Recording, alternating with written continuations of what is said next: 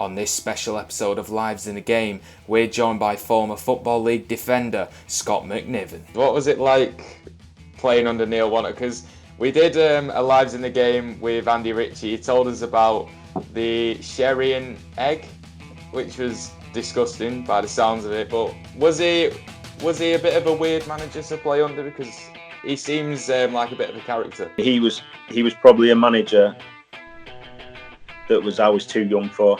I enjoyed my 2 years at Oxford. I had 2 great years down there, but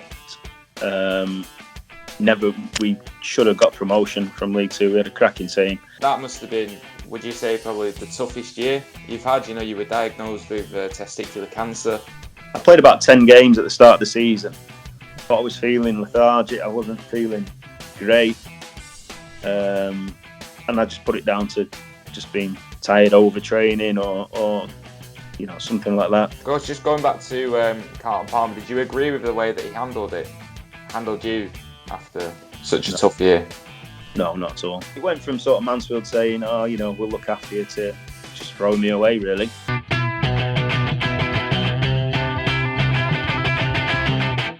Hello everyone, welcome to 24/7 Football. And for another Lives in the Game. It's a little bit of a different one. This is an isolation Lives in the Game done via Skype with former Football League player Scott McNiven. Scott, thank you very much for coming on, taking the time out of your day to come and speak to us. Yeah, no problem. There's worse days to spend my lunch. There is. So for anyone who doesn't know, Scott, he's played close to 500 league games in the Football League pyramid. And we're just going to talk through his career, the highs, the lows, and what he's doing now and what he could be doing in the future as well. So, Scott, you actually started your career at Oldham. You came through the youth academy. What was it like at such a young age to make your debut for the club that you've been at for years? Yeah, it was very special, and with it happening so early on in my career, you know, I was a first year YTS, you know, 16 years old. I'm playing in the Championship from out of nowhere, really. I was very thankful for Graham Sharp and Colin Harvey, his assistant, for giving me the chance. I played a few reserve games during that season from about November, December time. I think I played about 10 or 12 reserve games, done pretty well. And it was the end of the season. Oldham were safe in the Championship, and they decided to blood a few kids. So in that team there was myself, Richard Graham, Paul Rickers, John Eyre, I think David Beresford, all, you know, at that time Oldham's youth team or the kids coming through were probably underrated and undervalued because of the situation the club found themselves in, really, you know, being relegated from the Premier League, and that was the first year in the Championship. They probably underachieved for the team that they had, with sort of Richard Jobson, Craig Fleming, Nicky Henry, Sean McCarthy up front, Darren Beckford. We had some real top talent in Oldham's ranks at that time, but it was a time of, you know, looking back, it was the club caught between cost cutting and going for it again. Whereas if it was in this day and age, it'd be a total different kettle of fish, I think, with a monetary stuff that the clubs get in the Premier League and the parachute payments. There was no parachute payments back then. So after that was the sort of last year, I think, that the club were able to keep that sort of the sort of golden times of Oldham team, and then it all sort of disbanded. Gunnar Haller, you know, another cracking player. So I was fortunate to play with those sort of guys. But again, I was only 16 years old, so a real young pup. What was it like being a Championship player at 16 years of age? Did it go to your head at all? No, not at all. You know, the youth coach, who's called Billy Ermson at the time, certainly didn't allow anything to go to any of the youngsters' heads. He was a figure that was sort of feared at Oldham. You didn't want to step out. You didn't want to step out of line with him. So no, it never went to my head. But things from there went sort of raised very quickly. You know, in no time I was playing for Scotland under 21s at sort of 17. and it looked like my career was on an upward path. But probably the biggest down was to come not so far after the biggest high. Making my under-21 debut, going really well, and I made a rash tackle on a guy, got booked, and then about 2 minutes later, a cross came into the box, and I was at the back post, and I shot, and it went wide, and the referee booked me for time wasting, and sent me off. So I was making my Scotland under-21 debut, and I was sent off in the second half, and I was heartbroken. But the game was going on a personal really, really well. But yeah, I went from a massive high from being with Scotland under 21 with some great players like Christian Daly, Stephen Presley. There was all the Rangers, getting Neil McCann, Donnelly, McNamara. So Scotland at that time had some really good players. Yeah, some serious names there. So I was fortunate to play with Andy Liddell as well, who went on to play for Oldham later on. But we sort of missed past. But our dads were YTSs together at Leeds. So me and Andy always sort of crossed paths during our football career. So yeah, that was probably the biggest low at a short stage when I was 17. And then things at Oldham, obviously Graham Sharp got sacked and Neil Warnock took over. Yeah, that was one of the questions. What was it like playing under Neil Warnock? Because we did a Lives in the Game with Andy Ritchie. He told us about the sherry and egg, which was disgusting by the sounds of it. But was he a bit of a weird manager to play under? Because he seems like a bit of a character. Well, you can YouTube and find out pretty much all about Neil Warnock. Yeah, sherry and egg was certainly a story from that was during pre-match as well.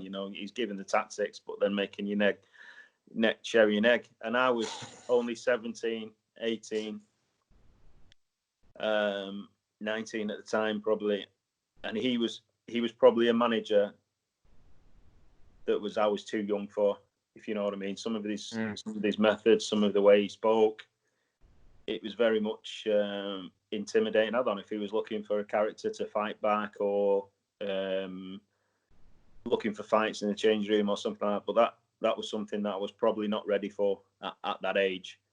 When you're still learning the game, I think Neil likes his players to be at a different stage of their career. Yeah, where he can sort of get into them a little bit more. Do you think he was mentally testing you as well? I think so. Looking back, there was probably loads of tests that I didn't know he was doing, but he was doing. He seemed very old school, methodical. He turned up for training with his dogs, and Ronnie Reid, as assistant manager, he'd just say, "Right, stop the session and put on a totally different session," and just loads of little weird nuances that I'd never come across before. Because obviously with Graham Sharp and Colin Harvey, everything was sort of football focused. Where with Neil, it was like, right, everybody strap up with shin pads, and you're going into training and you're tackling hard, and he wanted fighters and people that were committed. And looking back, that's what I can take out of what he sort of brought to Oldham. Unfortunately, things probably the only club I think that he's been to and never had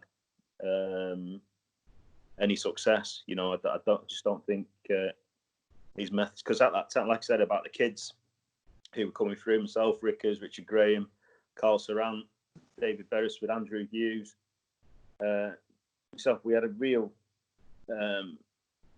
pool of talent there that if it was a different manager that could harness the kids rather than coming down on us like a ton of bricks, I think it might have been different for Oldham. But Neil had his ways. He liked to get his players in that he knew, like Reid and Sinnott and Duxbury and Jepson and those sort of players. So the whole mantra from Oldham sort of switched in the space of 6 months. So it was hard adapting. Obviously, Knocker let through. Mark Allett as well. Obviously, another one of the kids came through. So it was difficult, I think, because the club wanted to go, I think, maybe with one direction, and I think Neil likes to go in his own direction, and I think there was a bit of a clash. So was it hard for you as a young player at Oldham, because you must have had at least 5 managers when you were there? Is it hard to go when you're trying to establish yourself at a club, playing, having that continuity, and then you had Andy Ritchie, so many different managers coming through. What was that like as a young player to sort of handle that? Yeah, when I first joined, Joe Rowe was manager, so he was my first when I was joining the club as a YTS. Joe was in charge, but he left after about 4 months, and you could tell that everyone was a bit nervous. Joe was a massive part of Oldham's success. Great manager as well. Yeah, and a huge reason why I joined as a schoolboy was to work under Joe and Willie Donaghy, and obviously when they were everybody's favourite second team back then, with the football that Joe liked to play, it was always expansive, it was attacking, it was exciting. So as a kid, it was like, well, joining Oldham, they're fantastic, and the kids, it was set up really for good kids to come through. That's what Joe always said when he was looking to sign players like myself as schoolboys. Listen, you'll never get a better chance to come through and be a success. So that was a massive hook in me joining Oldham as a kid.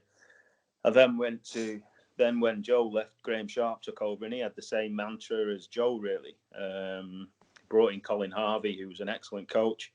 And it was a case of, right, okay, you've got to prove yourself to Graham, you've got to prove yourself to Colin and getting the team. First, I was only 16, I was lucky enough to make a debut. But again, it was an incentive for the kids because it was a familiar face in charge, and Graham. I always got on with Graham, and he was great to me. So I thought he was a great manager. And then when he left, it was like a big bomb coming in and exploding in Oldham with Knocker and his ways. Yeah. And then the one thing Neil did bring, he brought obviously Andy Ritchie back to coach and stuff. And Andy was they were like chalk and cheese. Andy was very softly spoken, people person, but an Oldham legend. Yeah, he's Mr. Oldham, wasn't he? Yeah, absolutely. And a guy that I got on with. And so when Knocker left and then Andy got the job, it was great news for me. Obviously, with Neil going, I don't know. I wasn't really shedding any tears at that time, I don't think. But when Andy came over, I thought my game went back to how it was previous to Neil. He certainly instilled all the confidence back into me, and I thought I played my best football for Oldham under Andy. Whether it be at centre half or right back, midfield, he did play me everywhere. But I would play anywhere for him because that's sort of guy that I wanted to play for. Andy said when we had him on one of these podcasts that he may have been a little bit too nice at Oldham during his managerial reign. Did you see that in the changing room? Did you think with some players he said he was a bit more of a friend than a manager? Yeah, I think so. But I thought he got his relationship spot on. I think he had to be with the senior pros at that time, Sean Garnett and like I say, Ducks. He had to have that sort of relationship with them to get the best out of them. I think because obviously when you've got a big person like Neil Warnock and you've still got to have his players with Andy, it's how he sort of managed them going forward. But I thought Andy was a top manager. I really enjoyed playing for him. I respect him a lot as a person, and yeah, I'd never say a bad word against Andy Ritchie. I thought he was spot on. So, what was it like playing for Oldham then? Big club, passionate fans as well. If you could sum up your time at Oldham, was it probably the best? Was it the best time of your career? Yeah, I enjoyed my 2 years at Oxford. That I had 2 great years down there, but we should have got promotion from League Two. We had a cracking team, but we never. The second year we went like 1 defeat in 25 games, something like that, 30 games, and we still never achieved promotion, which is the biggest regret I think of my career. With that team, we definitely should have got promotion, but playing for Oldham was special. It was something I wanted to do when I signed as a 14-year-old. So to go out at Boundary Park every other Saturday was special. Like I say, the fans were demanding, they were passionate, and it was a difficult time because the fans were used to or wanted back to the Premier League. You know, they wanted to see the high times again because they'd just been through a massive high with reaching the League Cup and FA Cup semi-finals and getting promotions and playoffs and like you say, having untold success with Big Joe. They were hungry for that success. I was just sorry that we couldn't get a team together to achieve that success that they demanded, really. And well, you just touched on it briefly then about your time at Oxford. You say that you failed to negotiate a contract with Oldham. And as much as you enjoyed your time at Oxford, did you actually want to leave Oldham at the time? Or was it more that you just had to? Well, Oldham were undergoing a sort of sea change from behind the scenes. The new chairman had come in from Tor. He owned sort of Torex, was promising millions of pounds being invested. He'd turn up to train in his helicopter and all sorts of nonsense, signing players for a lot of big money. And I wasn't on anywhere near what I thought I should have been on. I was still, when you come through the youth team, you're necessarily nowhere near anywhere where you should be paid as a professional. And I've been on a week-to-week contract for 2 years with Andy, trying to sort something out. But because of the Bosman ruling and things like that, they were reluctant. They were demanding like £500,000 for me if I decided to leave. They wanted at a tribunal, and I couldn't get a club to pay that fee. But I was happy to continue playing. I played every week, gave my all. And then when Mick Wadsworth took over from Andy, he just pulled me aside and said, "Right, we can't agree, so let's just agree to disagree and go." And that was in the May, and that was it. As quickly as that. So I hadn't anything planned. Then there was the collapse of ITV Digital, which was a big money blow to a lot of clubs. So I was in that summer, and it was like my first real eye opener of shit. What do I? Where do I go? What do I do? You know what I mean? Yeah, that must be so scary as well. Yeah, it's a situation that thousands of footballers obviously find themselves in. But that was my first taste of it, and it was one I didn't enjoy at all. Because, like you say, you're in this massive pool. All of a sudden, your league appearances don't really count for much. Even though I was 24, I played, like you said, probably 340 times for Oldham, and that's unheard of at 24. How many games I've played? Really, you get to players at 35 now, and they've played 300 games, and they think they had a great career. Well, I'd done that at 24. Yeah. So playing injured, playing ill, playing all sorts, for Oldham. Played when I really, really shouldn't have played, but I did it for obviously the club and the manager in particular. And then to be thrown out into a heap, you think, well, why the hell? Looking back, you think, why the hell did I play when I was, you're just a number at the end of the day.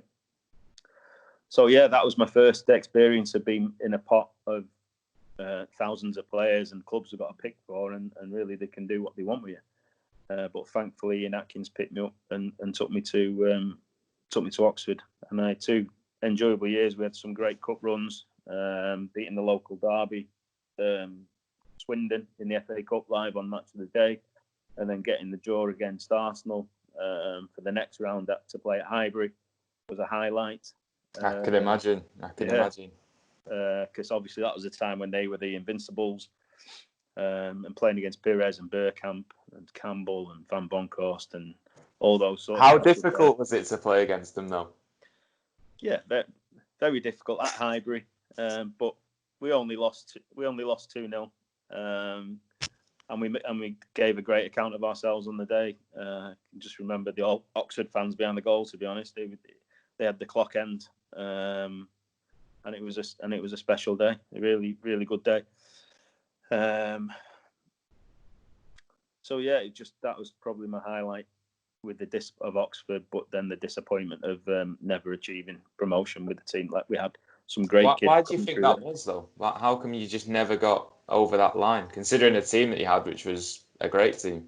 Yeah, I think around about Christmas time, a load of rumours came out about the manager moving on, Ian Atkins, and he'd signed a pre-contract agreement with Bristol Rovers. So I think his focus was taken off the ball a little bit. He was obviously attracted elsewhere. Do things like that affect a squad as well, like you as a player? It affected the Oxford squad without a doubt. I think there was about 14 of us that were coming to the end of the contract as well, all worried about, well, if he goes, what's going to happen to us? Whereas the year before, the summer was fine. But you could tell I used to travel into Oxford with a group of about 5 of us in a car, and we were all in the same boat, and everyone was nervous, families, what are you going to do? Where are we going to go next? So if that was how it was in the car of 5 of us, then you could tell what it was like with the whole team. And yeah, we went from losing one game in 25 to the wheels falling off massively when it shouldn't have done really. If Firoz, the Oxford chairman, would have handled it better and secured Ian Atkins for another year, 18 months, then that team would have been successful, because we had some great kids. We had Dean Whitehead, who obviously went on to have a great Premier League career. Chris Hackett, who played in the Scottish Premier League. Sam Ricketts, who's now manager at Shrewsbury, but had a great career. So we had 3 decent. They were 19, 20 when I was there, and you could tell they were going to be good players. And we had some great senior pros. So it only needed another 12, 18 months, and we'd have been fine. But unfortunately, we never got that time. What is it like in a dressing room when that's happening? Like you say, the wheels have fallen off. Surely it's inexplainable, but it's just happening. And what's it like being in a dressing room at that time? Not a good place to be, not at all. Everyone, it's not like, well, yeah, everyone's sort of out for themselves. It wasn't a team. It was right. Okay, we sort of knew what was happening with the gaffer, and it was like, right, well, I'm going to go with him. And then all of a sudden you see players duck out of training and all of a sudden getting injured for the Saturdays. And you think, well, you're just doing this to make sure you get your career. Whereas like I said before, I'd always play no matter what, or what. I'd always, my main enjoyment of football was getting on that pitch on a Saturday afternoon. Whereas others, it was, like you say, self-preservation or looking after yourself for money-wise, or making sure you got that next move lined up. And if you have, then invariably you're not going to put yourself in a position where you get injured. And I think that's where a lot of the lads found themselves. And instead of being committed to the cause where it should be as a team, it was committed to looking after yourself. And that's probably what happened at Oxford. And then you switched to Mansfield under Carlton Palmer. And that must have been, would you say, probably the toughest year you've had? You were diagnosed with testicular cancer. What was that like? Because you're at the peak of your physical fitness. You're a footballer. Surely not. Well, I wouldn't expect that to happen to a footballer. It must have been such a shock. Yeah, like I say, I was 26. It was Keith Curl that signed me for Mansfield. He had John Gannon as his assistant, and I played with John at Oldham, so he knew me and sort of took me there, which I was thankful for. So yeah, within about, what was it? I played about 10 games at the start of the season, but I was feeling lethargic. I wasn't feeling great, and I just put it down to just being tired, overtraining, or something like that. But the then girlfriend was just like, "Listen, you need to get yourself checked out." The doctors, she knew about the lump and stuff on my testicles, and she was like, "You need to get it. You need to get that checked." And I was like, "Yeah, whatever." Training every day, playing every weekend, not ill, not sick, not anything like that. And you just think, it's just. I was always one of them. Finish the game, listen to the gaffer, have a shower, get in the players' bar, have a drink, see your family and friends, and get home. It was just one Saturday after, I think we played Macclesfield, and I remembered to go and see the club doctor. And I went and I just went, "Hi, Doc, I've been meaning to come and see you for a few weeks. Can you just check this for me?" And obviously he had a good feel around and said, "Not too sure about it. I'm going to get you booked into a specialist." So it went from being Saturday to the Tuesday I'd seen the specialist, and the Thursday I was having the operation. So within a space of like 4 or 5 days, my whole world had been sort of turned upside down.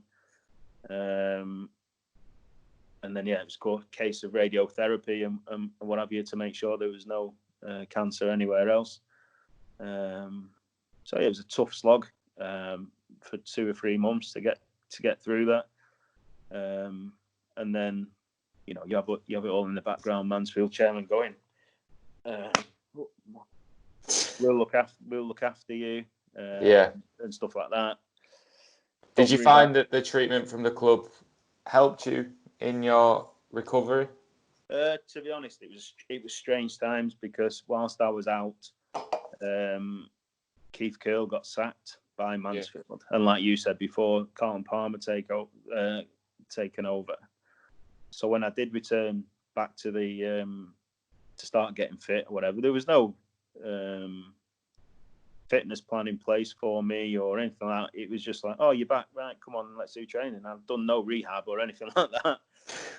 They just sort of said, and within 2 weeks of me getting back training, Colin Palmer said, we're playing Bristol Rovers. Do you want to? And we were decimated with injuries, I think. And he said, do you want a game?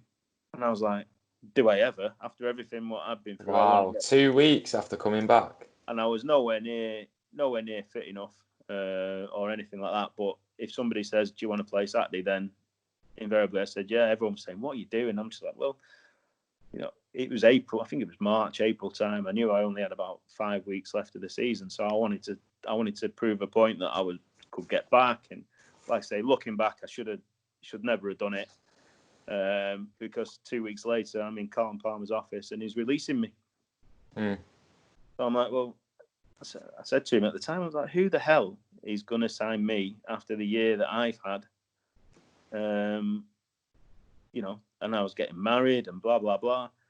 And he's just like, right, okay, we need to start seriously thinking about what I'm going to do after. I mean, again, I was 27. And I'm thinking, it's the end. Who's going to get me? And I think it was that Keith Curle got the Chester job. And luckily he was on the phone saying, I'll look after you and don't worry about anything and I'll take you to Chester, and I'll be forever grateful for Keith for doing that. Yeah, it's nice to see that loyalty within football. But gosh, just going back to Carlton Palmer, did you agree with the way that he handled you after such a tough year? No, not at all. There was no care or kindness or even a tiny little bit of heart in it. It was like, right, see you later. And I was just lost total respect for the man, really. Was happy to never see him again in my life, to be honest. And especially after such a tough year as well, you must have found that tough. Did you? And it went from sort of Mansfield saying, "Oh, we'll look after you," to just throw me away, really. I then found out they'd had no medical insurance on me, and then all the bills that I had to pay from a continual checkup, I ended up paying for myself because they weren't insured for the players. So it was like a double blow, really. But I wanted to keep seeing the surgeon that obviously did the procedure and was giving me so it had to come out of my own pocket because Mansfield wouldn't continue to pay from a treatment. I tried to get stuff from the PFA, but they weren't the greatest support either. But that's a different story. But yeah, disappointed with Mansfield and Carlton Palmer. Although the fans and the players at Mansfield were great, and I still speak to the Mansfield players now. They were fantastic with me. I got Player of the Year that year. That's how nice they were. Players gave me the Player of the Year, which was a nice touch. But as a club and a management team, it was other than the fans and the players, I wouldn't say anything nice about the then. I know the chairman's gone on. I think they've got a really good chairman there now. But yeah, back then it was not very good at all. So after your treatment, did you then go into the path of helping others who are going through similar situations and really spreading awareness about it. Because, like you said, you just brushed it off, didn't go to the doctors when you think you should have. And do you think that was a real eye opener for you to really go and help others in the same situation? Yeah, when I managed to get hold of Neil Harris's number, the now Swan, I think he's a Cardiff manager. Yeah. And he'd just gone through it probably about 12 or 18 months before I did. So I had a good chat with him, and he sort of settled my nerves really and said, listen, you'll do this, you'll do that. And he set out an expectation for me, so on that it just settled me to thinking, well, you know, I'm not going to die. As long as I can get through this, then hopefully everything will be all right. So he settled a hell of a lot of my nerves and my questions and stuff you don't really ask the doctor at the time. But then when you get out, you think, oh God, what did I should have asked him? When those sort of questions, you know, Neil had the answer for. So be forever grateful for that, our conversation that we had. But I've reached out to follow a lot of players on social media. I know that quite a few have had the illness since then. I've always offered my ear if they I'd get in contact and say, listen, if you want to chat, I've been through it or whatever. Some players do, some players don't. It's entirely, like you say, it's up to the personal preference of the player going through it. Some won't want to discuss anything, and some do. So I think it's becoming more common than what it was when I had it. But thankfully, the treatment, if you can catch it early, the treatment is 98, 99% successful. And if for a man, if you do get it and you get it there, it's not the most pleasing aspect to get it by any stretch of the imagination, but it's one of the best in terms of spreading around the body. It's very difficult for the cancer to spread from there. I did have it in my lymph nodes, in my tummy, but that's because I don't know how long I had it for in the first place. I was lazy in my diagnosis. I should have been on it a lot sharper than what I was, but because I was fit and I was playing and I was training, you just think, bloody hell, I'm not, there's nothing wrong with me. So you don't even think, and you certainly don't think of cancer because you associate cancer with, well, you must be ill, you must be throwing up every day, or you must be hardly being able to walk, but in fact, it's not. It's nothing like that. It's cancer can get you at any time, and it's a scary illness. But as long as you can catch it early, the medical profession have done wonders in terms of getting the treatment right, and the success rate in getting people back is higher than what it was certainly 15, 20 years ago. Absolutely, and you came through that year, and like you said, Keith Curle signed you for Chester. Yeah. At the time, Chester were a big club. Obviously, we know where they are now, and the demise that them as a club have gone through. But what was it like to play for Chester again under Keith Curle, who was again a manager you respected and loved playing for? Yeah, Curley put together a really good team at Chester. We had like Ryan Lowe, Michael Branch, Ben Davis. All the players have had a successful career that were there, all in higher divisions. So again, we were on a really good path. We beat Nottingham Forest in the FA Cup 3 or 4-0. We were probably about 5th or 6th in the league, going really, really well. And then we just went 9 games without a win. And Keith lost his job, unfortunately. But again, I think we had the players there to and it was a similar story. A lot of the lads are on a 1-year contract. There wasn't that security there. And again, they were like, right, Mr. Chairman, what's going on? Manager, what's going on? Is there any chance of it? And they were just like, we don't know what's happening. And it was the same situation, the dressing room just sort of goes like that. Mm. So it's a strange old time at Chester, but it was a great little club, great fans, great city, and we had some super players.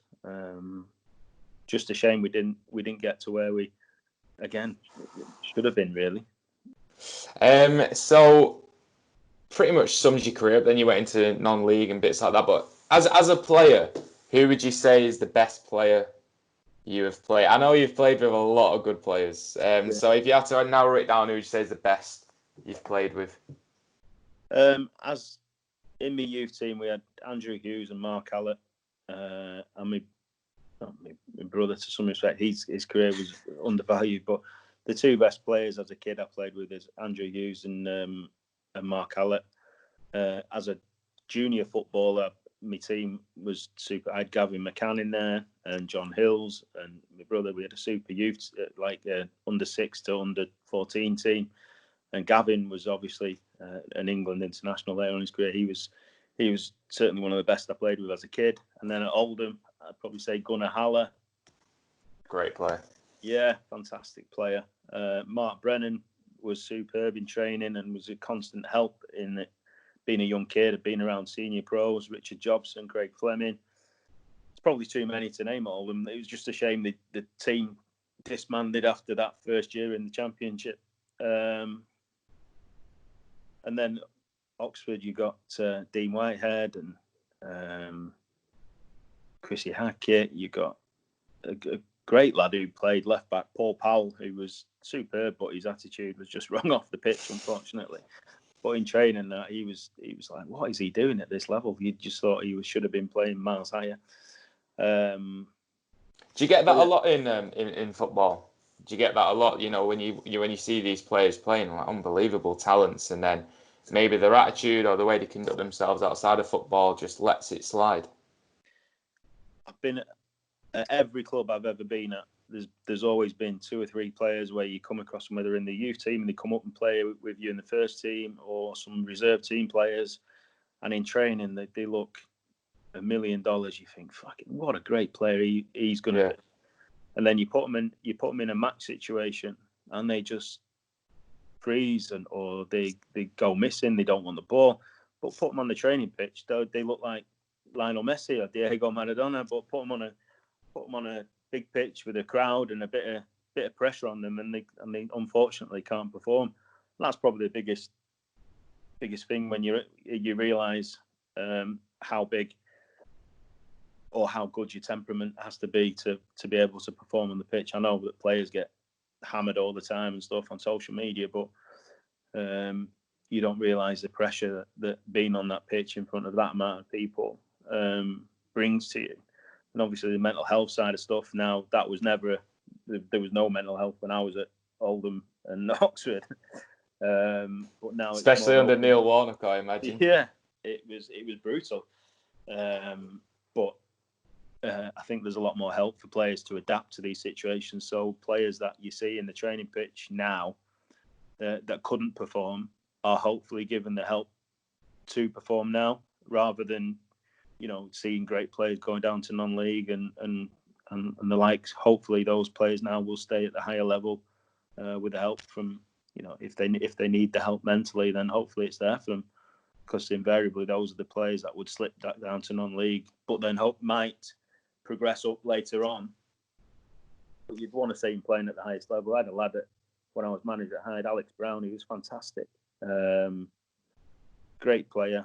But just suffered with injuries. He wasn't a freezer on the occasion. Any stretch of imagination, it was more injuries for Alex. But he had the talent to be as good as what he wanted to be, really. But always was just happy being the star man at Hyde, rather than pushing himself to get to higher. But he was a great player. So, what would you say was your best moment then as a player? I know we spoke about Highbury. That must have been a fantastic experience. But is there anything else that maybe surpasses that? Yeah, unfortunately, never really won a lot. I wanted to. I wanted to win everything.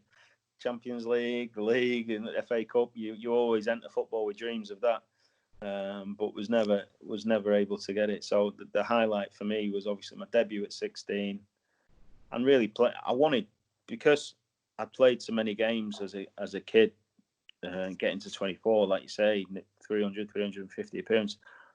I sort of set myself, well, if I keep going till I'm 35, done 8 years, I was like, I'd like to do 1,000 pro games. So I set myself that target, and to not achieve that was hard to take. And with my career being over at 27, 28, that was hard to take as well. So yeah, that's the biggest disappointment really, that my career was over. So how did you handle that? Did you handle it well, or was it really tough to take? Tough to take, but I think the experience with Mansfield, and I think the experience of being in that summer, thousands of being in that place, I didn't enjoy it. And I just thought, I'm getting married. I need some security. I'm not willing to do 1-year contracts here, there, and everywhere, Torquay or wherever, and drag my family around with me without having any security or a base or something to look at. So I just immediately sort of changed my mindset. I said to myself, I wanted to be in a place at 35 where I wouldn't be if I continued to play football till I was 35. So I wanted to have another career going for me. So yeah, that's when I jumped into sort of financial services through my mother-in-law more than anything else. She worked as a customer service lady at Aegon, the insurance company in Lytham, St Anne's, and I just joined and worked my way up from there, doing my exams and stuff like that. So thankfully, I've done okay. So would you highly recommend that to other footballers as well, that they need to have that, at least think about what they're going to do after their career? Because a lot of footballers struggle, don't they, once they've finished their careers? A hell of a lot of footballers struggle, both mentally and physically. I think that once you're in the cocoon of being a footballer, you are looked after no matter what level you play at. You are always looked after. Things are always done for you, and it is opening your eyes to the big wide world of the public. Well, getting on with the rest of your life, really. You've got a long time retired from football, so you do need something else no matter what level you play at. I think Premier League lads struggle if they've got obviously that money at the board. They don't know what to do, and they end up gambling it or doing whatever else they do with it. So yeah, the more you can do yourself in the background, whether it be exams to where you want to be, go on business leader courses, business consultancy, whatever field you've got. Because by the time you're 23, 24, you've got an idea of what you like and what you don't like, or what interests you've got. So yeah, definitely explore them, learn about them, do exams if there's exams. So it puts you in a strong place, and you're ahead of the game of just quitting and having nothing. At least then you've got something to fall back on. And we'll just touch on management as well. You went into management with Hyde. What was it like to make you move into management? Was it actually something that you wanted to do and give it a try, or did you just sort of fall into it? More falling into it, really.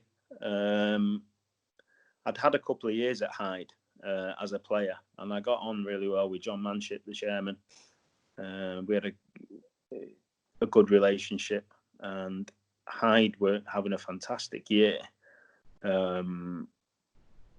with promotion to the conference. I think then John had a big fallout with the manager, or it was ongoing, I think, and he was always ringing me saying, "We're doing really well. Would you ever be interested in coming in and taking over?" And I was like, "Well, you're doing fantastically well. You virtually at the conference. You stick with the gaffer and speak to you later." I thought it was just a pie in the sky conversation sort of thing. But I think the summer came, and I think that it was a definite. I think the relationship had gone down. So I can't really speak what really happened. But he just said, "Listen, this has happened. Do you want to? I've got to act quickly to get somebody in to keep the fans on board and stuff." He says, "Would you be interested in coming back as manager?" And I said yeah, without really even thinking about what I wanted or what in terms of players or what it meant. But I knew managing the conference, I thought, well, not many players get that chance, or not many managers get that chance at that level. So I says, yeah, absolutely, I'll jump at that.